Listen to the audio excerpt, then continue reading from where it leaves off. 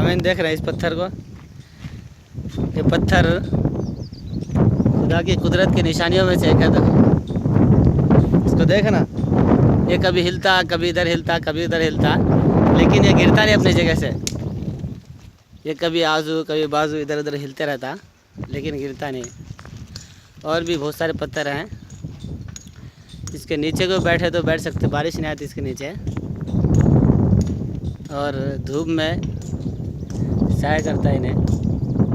और भी इधर लोग मजदूर हैं, पत्थर फोड़ लेते हैं। इस पत्थर से घर बनाते हैं और बहुत मजबूत होता है। एक पत्थर कितना, 10 रुपये? 40 पे 5 रुपये, 45 रुपये कहते हैं, 45 रुपये। एक पत्थर बहुत मजबूत रहता है।